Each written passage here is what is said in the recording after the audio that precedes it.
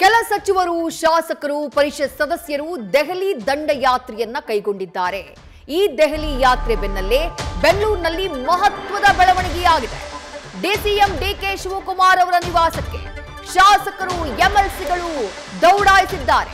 ಸಚಿವ doctor MC Sudhakar, ಶಾಸಕ Darshan Puttannaiah, MLC Puttanna Srinivas, Ramoji Gowda, Bilkis Banu, Rajya Sabha ಸದಸ್ಯ ಜೆಸಿ ಚಂದ್ರಶೇಖರ್, ಬಸನಗೌಡ ಬಾದರ್ಲಿ ಹೀಗೆ ಹಲವು ನಾಯಕರು ಡಿಕೆ ಶಿವಕುಮಾರ್ ಅವರ ನಿವಾಸಕ್ಕೆ ದೌಡಾಯಿಸಿದ್ದಾರೆ।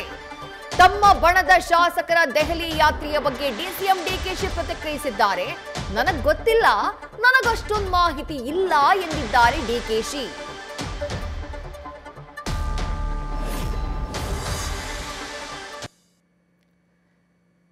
ದೆಹಲಿ ದಂಡಯಾತ್ರೆಯನ್ನ ಹೊರಟಿದ್ದಾರೆ। ಒಂದು ಕಡೆ ಡಿಸಿಎಂ ಡಿಕೆ ಬಣದ ಶಾಸಕರು ಹಾಗೆ ಸಚಿವರು ಅಲ್ಲಿ ಹೋಗಿ ಕೆಸಿ ವೇಣುಗೋಪಾಲ್ ಅವರನ್ನ ಭೇಟಿಯಾಗಿದ್ದಾರೆ, ಖರ್ಗೆ ಅವರನ್ನ ಭೇಟಿ ಮಾಡೋದಕ್ಕೆ ಪ್ರಯತ್ನ ಪಟ್ಟಿದ್ದಾರೆ। ದೆಹಲಿಯಲ್ಲಿ ಮಹತ್ವದ ಬೆಳವಣಿಗೆ ನಡೀತಾ ಇದ್ರೆ ಇತ್ತ ಬೆಂಗಳೂರಿನಲ್ಲಿರುವಂತಹ ಡಿಸಿಎಂ ಡಿಕೆ ಶಿವಕುಮಾರ್ ಅವರ ನಿವಾಸವೂ ಕೂಡ ಹಲವು ಬೆಳವಣಿಗೆಗಳಿಗೆ ಸಾಕ್ಷಿಯಾಯಿತು। ಒಬ್ಬರಾದ ಮೇಲೊಬ್ಬರಂತೆ ಶಾಸಕರು, ವಿಧಾನ ಪರಿಷತ್ ಸದಸ್ಯರು, ಸಚಿವರು ಡಿಕೆ ಶಿವಕುಮಾರ್ ಅವರ ನಿವಾಸಕ್ಕೆ ದೌಡಾಯಿಸಿದ್ದಾರೆ। ಈ ಬೆಳವಣಿಗೆಗಳು ಏಕಾಏಕಿ ಡಿಕೆ ಕ್ಯಾಂಪ್ನಲ್ಲಾಗ್ತಾ ಇದೆಯಲ್ಲ, ಇದು ಕುತೂಹಲಕ್ಕೆ ಕಾರಣ ಆಗ್ತಾ ಇದೆ।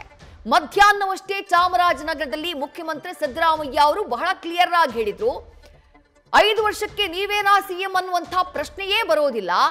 2.5 ವರ್ಷ ಅಂತ ಹೇಳಿದ್ದು ಅವತ್ತು ಸಂಪುಟ ಪುನರಚನೆಯ ವಿಚಾರಕ್ಕೆ, ಅದನ್ನೇ ನಾಯಕತ್ವ ಬದಲಾವಣೆ ಅಂತ ಹೇಳಿ ಇವರೆಲ್ಲ ಸೃಷ್ಟಿ ಮಾಡ್ಕೊಂಡ್ಬಿಟ್ರು ಅನ್ನುವಂಥ ಅರ್ಥದಲ್ಲಿ ಮಾತನಾಡಿದ್ರು। ಅಷ್ಟಾಗ್ತಾ ಇದ್ದ ಹಾಗೆ ಇವತ್ತಿಗೆ 2.5 ವರ್ಷ ಕಾಂಗ್ರೆಸ್ ಸರ್ಕಾರ ಅಧಿಕಾರಕ್ಕೆ ಬಂದು, ಸಿದ್ದರಾಮಯ್ಯ ನೇತೃತ್ವದ ಸರ್ಕಾರ ಅಧಿಕಾರಕ್ಕೆ ಬಂದು ಆ 2.5 ವರ್ಷ ಕಂಪ್ಲೀಟ್ ಆದಂತಹ ಸಂದರ್ಭದಲ್ಲೇ ಡಿಕೆ ಬಣ ಏಕಾಏಕಿ ಆಕ್ಟಿವ್ ಆಗಿದೆ। ಇಲ್ಲಿ ತನಕ ಕೇವಲ ಹೇಳಿಕೆಗಳಿಗೆ ಸೀಮಿತ ಆಗಿತ್ತು। ಡಿಕೆ ಬಣದ ಒಬ್ರೋ ಇಬ್ರೋ ಮೂವರೋ ಪಬ್ಲಿಕ್ ಆಗಿ ಸ್ಟೇಟ್ಮೆಂಟ್ ಅನ್ನ ಕೊಡ್ತಾ ಇದ್ರು, ಅದಕ್ಕಾಗಿ ನೋಟಿಸ್ ನ ಪಡ್ಕೊಳ್ತಾ ಇದ್ರು। ಅದನ್ನ ಬಿಟ್ರೆ ಬೇರೆ ಯಾವುದೇ ರೀತಿಯಾದಂತಹ ಬೆಳವಣಿಗೆ ಡಿಕೆ ಶಿವಕುಮಾರ್ ಅವರ ಕ್ಯಾಂಪ್ ನಲ್ಲಿ ಆಗಿರ್ಲಿಲ್ಲ।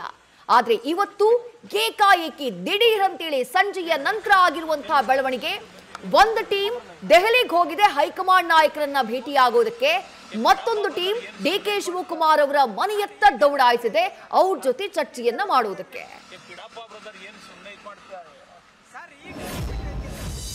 ಅವರೆಲ್ಲ ಈ ಅಸೆಂಬ್ಲಿ ಕೌನ್ಸಿಲ್ ಇದೆಯಲ್ಲ, ಈ ಸತಿ ಕೌನ್ಸಿಲ್ ಚೇರ್ಮನ್ ಮಾಡಲೇಬೇಕು ನಮ್ಮ ಪಾರ್ಟಿಯಿಂದ ಅಂತೇಳಿ ಅವರೆಲ್ಲ ಬಂದು ರಿಕ್ವೆಸ್ಟ್ ಮಾಡ್ತಾ ಇದ್ದಾರೆ।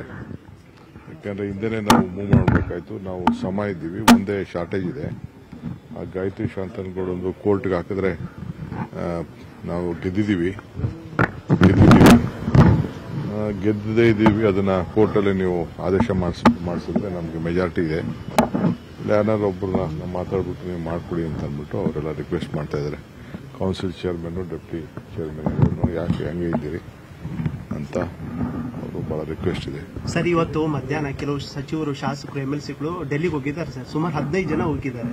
ಗೊತ್ತಿಲ್ಲ ನನಗೆ ಅಷ್ಟು ಅನುಭವ ಇಲ್ಲ, ನನಗೆ ಗೊತ್ತಿಲ್ಲ, ಯಾರಂತ ಕೇಳಿಲ್ಲ, ನನಗೆ ಗೊತ್ತೂ ಇಲ್ಲ ವಿಚಾರ। ಕೆಲವರು ನಾಳೆನೂ ಹೋಗ್ತಾ ಇದ್ದಾರೆ ಅಂತ ಮಾಹಿತಿ ಇದೆ, ನನಗೆ ಗೊತ್ತಿಲ್ಲ ಸರ್। ಇವತ್ತು ಸರ್ಕಾರಕ್ಕೆ 2.5 ವರ್ಷ ಆಯಿತು, ಇವತ್ತೇ ಅಧಿಕಾರ ಹಂಚಿಕೆ ಬಗ್ಗೆ ಸುಮಾರು ಚರ್ಚೆ ಆಯಿತು ಸರ್।